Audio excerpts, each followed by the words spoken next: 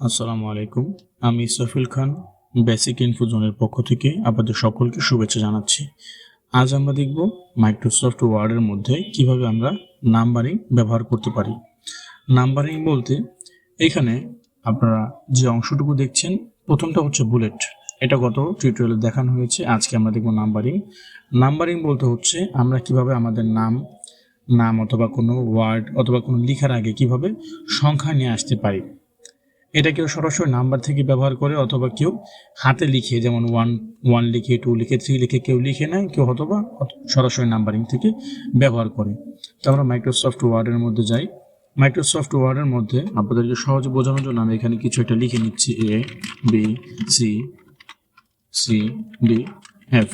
এখানে 5টা অ্যালফাবেট আমি লিখে নিলাম।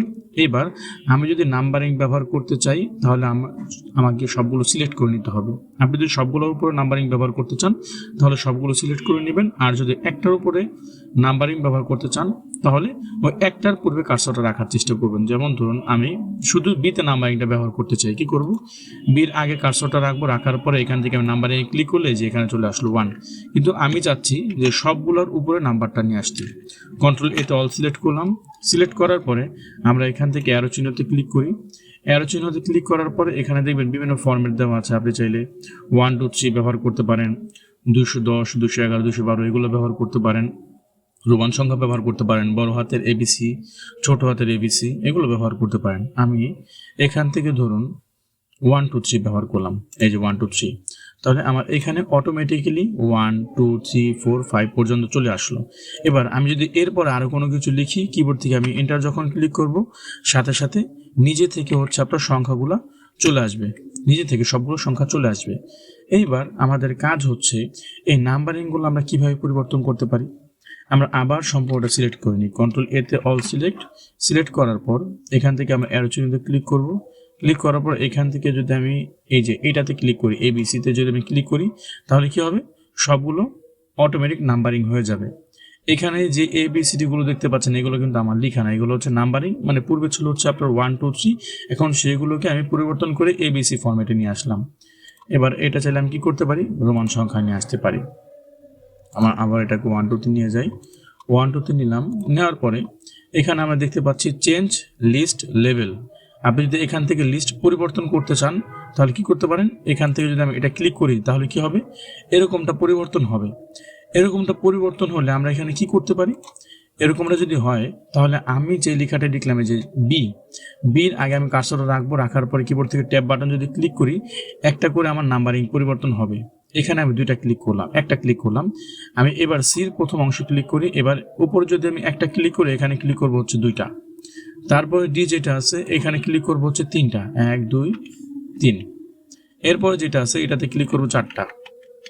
এভাবে করে হচ্ছে পরিবর্তন হবে। এটা মূলত হচ্ছে মাল্টি লেভেল লিস্টের কাজ। আচ্ছা, আমাদের অতটা পরিবর্তন করার প্রয়োজন নেই। আমরা এবার বাকি কাজগুলো দেখি। বাকি কাজগুলোর মধ্যে কি কি আছে, ডিফাইন নিউ নাম্বার ফরম্যাট, আমি এখানে ক্লিক করলাম। ক্লিক করার পরে দেখুন এখানে নাম্বার ফরম্যাট দেওয়া আছে, এখানে 1 দেওয়া। আপনি যদি এই 1-এর পরে আরও কোনো সংখ্যা অ্যাড করতে চান সেটা এখানে লিখে দিতে পারেন। এখানে আমি 1-এর পরে দিলাম 5, দেখুন তাহলে কি এরকমটা আসবে 1 5 2 5, মানে এখানে 1 থেকে 7 পর্যন্ত যতগুলা সংখ্যা আছে প্রত্যেকটা সংখ্যার পিছনে একটা করে 5 যুক্ত হবে। আমি এখানে যদি দিই 7 তাহলে কি হবে, প্রত্যেকটা সংখ্যার পেছনে একটা করে 7 যুক্ত হবে। আমি আরেকটা কাজ করতে পারি, সেটা হচ্ছে এই ফন্টে এবার ক্লিক করি। ফন্টে ক্লিক করলাম। ক্লিক করার পরে এখান থেকে ধরুন কোনো একটা কিছু আমি পরিবর্তন করতে চাই, এখানে দিলাম অ্যাডোবি মিং STDL, এখানে ক্লিক করলাম। ক্লিক করার পরে এখান থেকে আমি বোল্ডও করতে চাই, ইতালিকও করতে চাই, মানে এই সংখ্যা হচ্ছে মোটাও হবে বাঁকাও হবে। বোল্ড এবং ইতালিকে আমরা ক্লিক করলাম। ক্লিক করার পরে আমার সংখ্যার সাইজ আমি একটু বড় করে দিতে চাচ্ছি, 16তে ক্লিক করলাম। 16তে ক্লিক করে দেখেন একটু বড় হয়েছে আগে থেকে। আপনি চাইলে এখান থেকে একটা একটা করে ক্লিক করে ফন্টে ক্লিক করে করে দেখতে পারবেন।